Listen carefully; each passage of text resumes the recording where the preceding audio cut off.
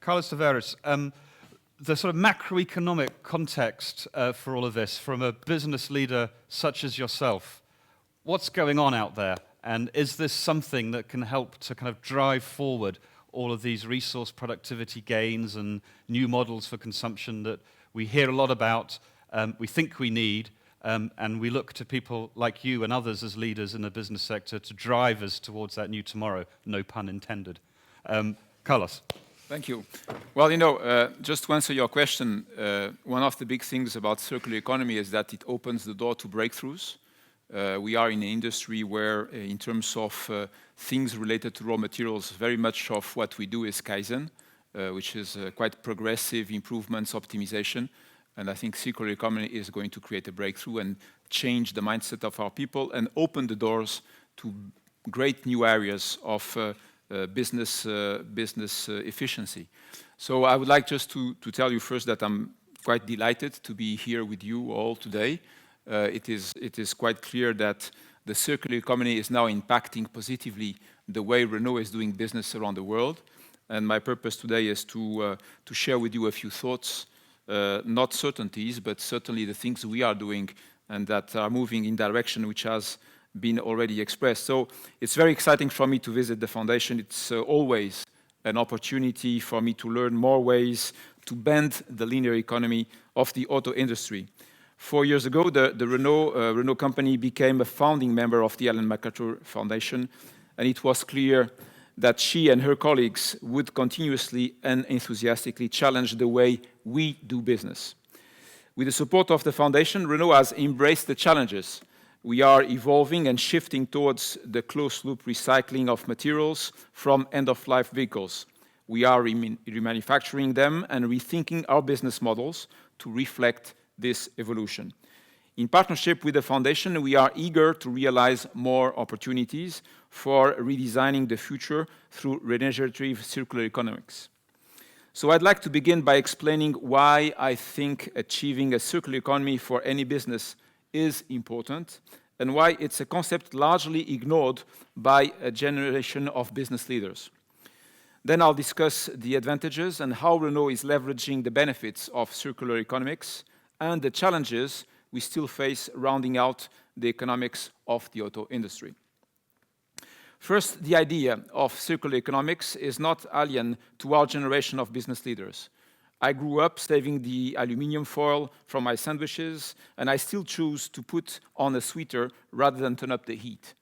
So the concept of conservation is familiar to me and my colleagues. We were raised not to waste anything. Clothes, bicycles, even cars were passed on to the next kid in line, a cousin, a sister, or even a family friend. We are thoughtful consumers and do not consume for the sake of it. We observe these values every day in our personal lives, but regrettably, rarely in our professional lives. And despite our professional success, we still understand that resources are limited, and we understand it without fear of scarcity, like our parents, and without fear of ecological doom, like our children and grandchildren. And yet, we are the generation that has so mismanaged the world's resources that we habitually deplete the planet of more raw materials than it can produce in a single year. Today, global warming, rising food prices, and the demand for water are topics for G8 discussions. So how did this happen? It happened because we did not thoroughly integrate our personal philosophy of consumption into our business practices. But most of all, we failed to appreciate the practical business value of thoughtful consumption or recognize the financial benefits of circular economics. 20 years ago, when many of us were taking on leadership roles, words like renew, reuse, recycle, and greenhouse emissions were for environmentalists, activists, and actors. These were not the terms of business leaders, but they should have been. The fact is, even today, whether or not a company has a recycling plan is not a criterion for evaluating its stock price. But recycle, reuse, renew should be as familiar to executives as operating profit, free cash flow, and capital expenditures. As business leaders, we should be the greatest champions of circular economics because our profits rely on the consistent, abundant availability of a variety of raw materials. Of course, protecting the planet and conserving resources is a nice to do. That's clear, but circular economics is about more than environment. It's about business. Consider steel. The auto industry consumes about 15–20% of the total global steel production.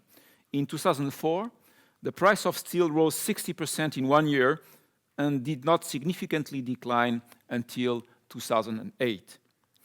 It was this kind of sudden exposure to wild price fluctuations that had many automakers thinking about buying steel plants.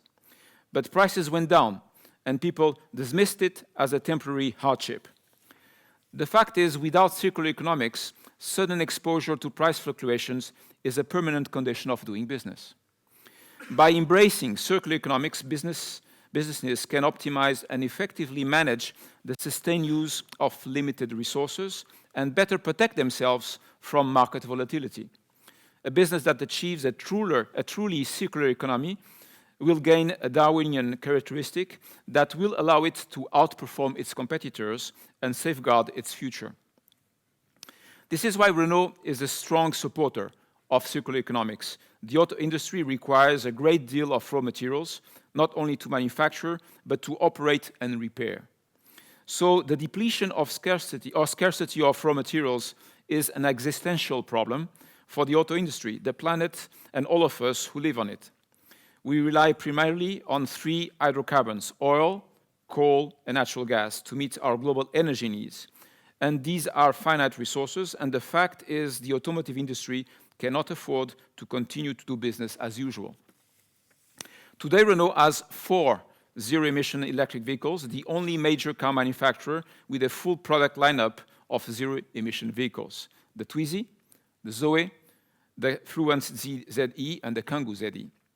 14 years ago, when Renault, together with Nissan, decided to invest in zero-emission technology, we knew it would be a challenge, but we did not do it to earn the adulation of environmentalists. We did it because it was the right investment in a long-term strategy to ensure the viability of our industry, which, by the way, made sound business sense. Today, the Renault-Nissan Alliance has sold more than 80,000 electric vehicles. That's more than all of the other car makers combined. But the reality is Renault still sells primarily internal combustible engines, and last year more than 80 million cars were sold worldwide. And by 2050, we estimate some 200 million vehicles will be sold. That's a staggering number at a time when you consider the politics of oil and the air pollution problems in countries like China and India, where we anticipate the greatest growth over the next decades. We cannot maintain our current trajectory as a planet or as an industry, so it is clear to me that the auto industry has no choice but to do business differently. When you look at a car, it is a perfect product for circular economics because it is comprised of a great deal of high-value materials. On average, in one vehicle, there is 2,500 euros worth of materials. These are high-quality materials because they are made to be durable, and even at the end of a car's life, the materials retain a high residual value worth as much as 300 euros plus another 400 euros for parts. And the car can continue to provide value because it is designed to be completely dismantled for repairs. So circular economics is a part of a car's manufacturing DNA. But circular economics is also embedded in our business model. Recycled materials already account for 25% of a new car's weight. The price differential between premium-priced recycled materials and virgin materials is anywhere between 10 to 20%. That's real money on each car we produce. In the EU, 60% of all powertrain repairs rely on reconditioned powertrains from end-of-use parts. Our plant in Choisy produced about 120 million euros per year worth of reconditioned powertrain parts, and Renault offers a 1-year warranty on all of our parts. We are just that confident in what we can do with reconditioned and manufactured parts, and that provides real value to us and our customers. By looking for new ways to close the economic loop, we are ensuring the consistent and abundant availability of materials on which the auto industry depends. We avoid price fluctuation, and thus we are able to keep our products competitively priced both for purchase and repairs. Repairs is one of the clearest examples of how circular economics works for the consumer. Have you ever taken your used car for a major repair and the price of the parts was higher than the value of the car? Of course you did. At Renault, we are looking to remanufacture more parts for repair and expanding the range from mechanical parts to electronic components. The more we are able to remanufacture parts, the greater the availability and the lower the cost for the consumer. Currently, we are working with the foundation on a study on how we can enhance our reuse ratios to increase profitability at our Choisy plant. We are also exploring ways to build a programmed reconditioning of parts, particularly on the powertrain, to increase durability into the price of the vehicle. We have just started to explore this idea with the batteries in our electric vehicles, which are leased to our clients with a monthly rental fee. If the battery capacity falls below 75%, Renault will replace and remanufacture it at no cost to the consumer. So with batteries, we are encouraged by our efforts to bend our linear model and achieve a more closed-loop model. Our battery pallet program has prompted us to think differently about functions, service ownership, and durability, and that's exciting for all of us. So that's what we are doing, but we are prepared to go further.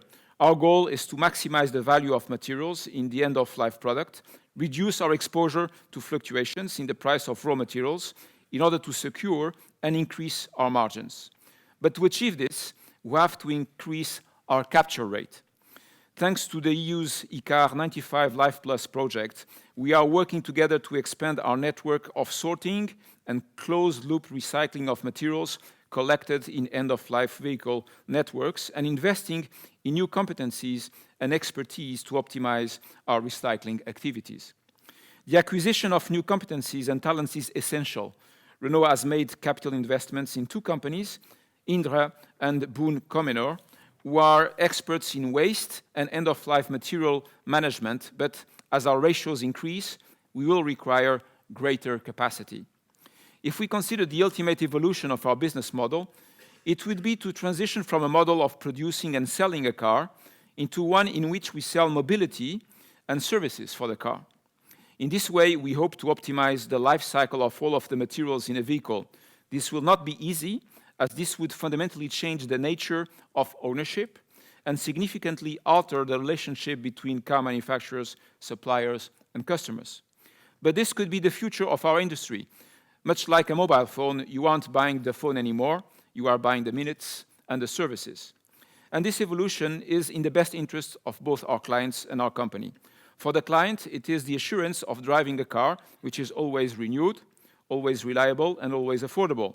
For us, as a car manufacturer, retaining the property of the car allows us to maintain a consistent relationship with our customers and fully optimize a vehicle's life cycle.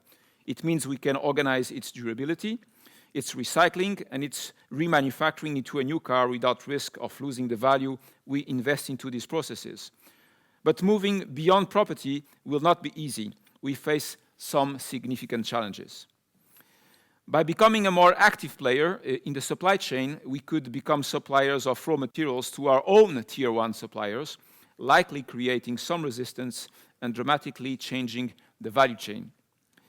In terms of expertise, we need more of it. The concept of circular economics challenges century-old business models focus on extracting raw materials, transforming them, selling them, and forgetting about them. It's the linear, thrown-away model embedded in our culture. But we can change that, but we need the help of the foundation and others in identifying talent and developing the collection and logistic networks to maximize our current capacity and expand it in the future. Profitability is critical.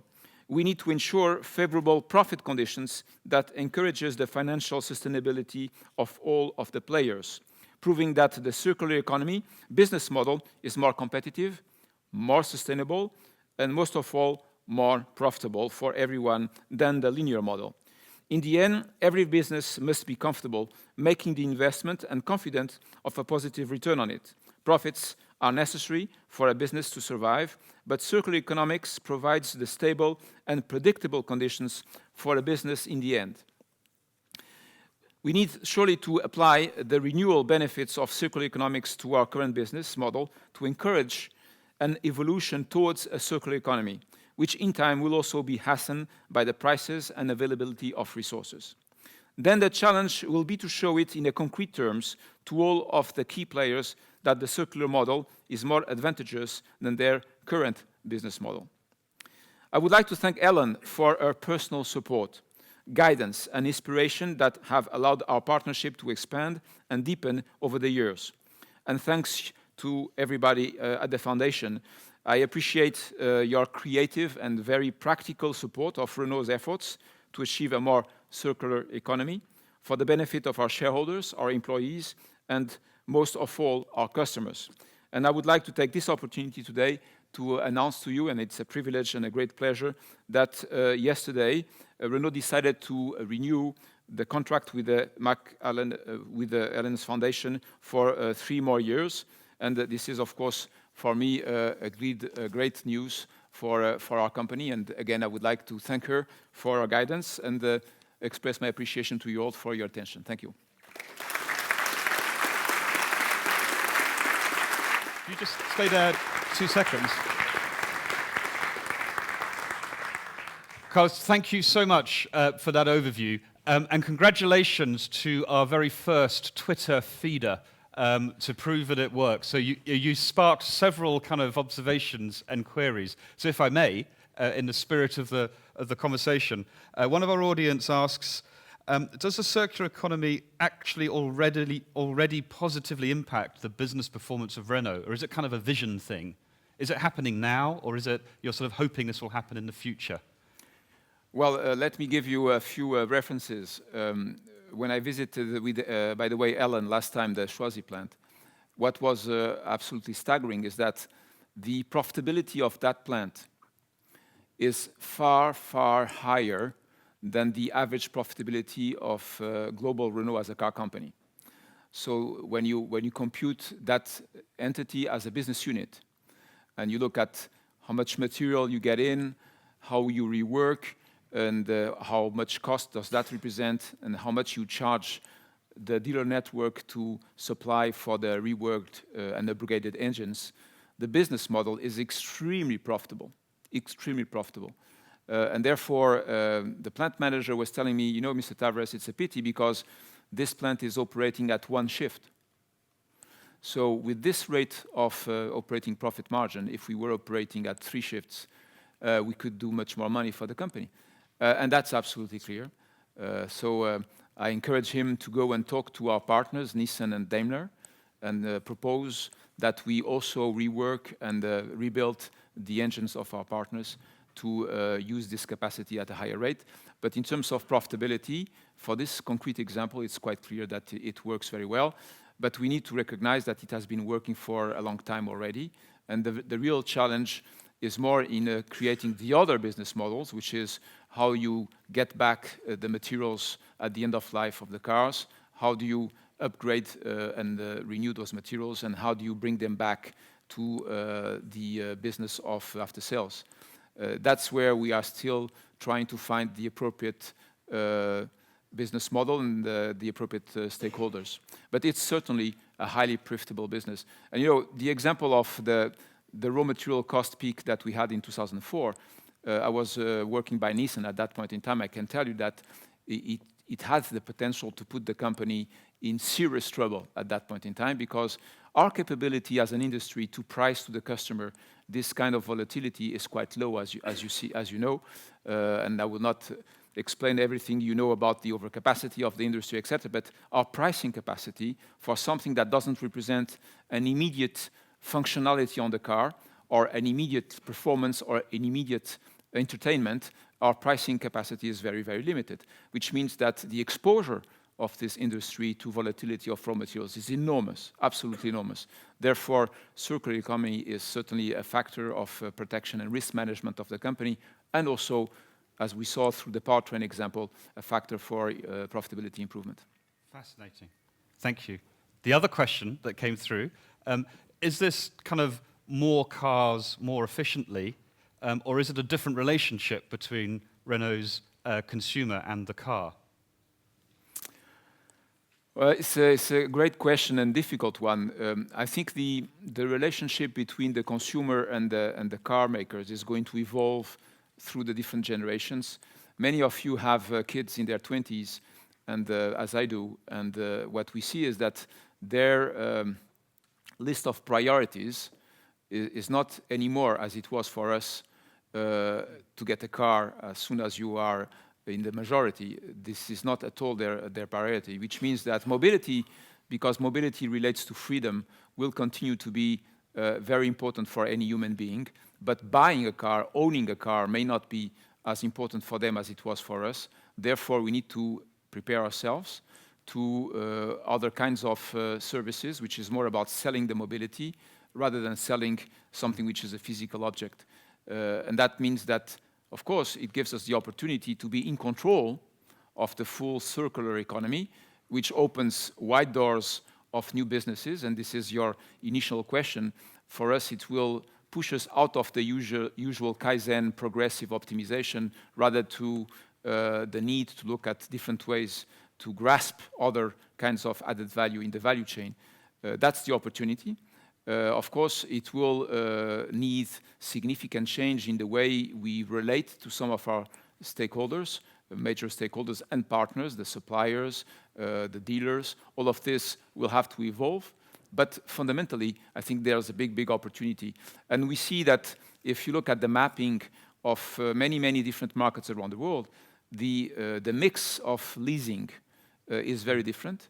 And that translates that there is different levels of maturity in the different markets in this relationship to the ownership case, where people don't need to own the cars, they just prefer to lease, and it's fine. And if that mix of leasing goes up, then somewhere it means that this relationship to ownership is changing. Wonderful. Thank you so much. How intriguing is that? Round of applause for Carlos. That was fantastic. Thank you.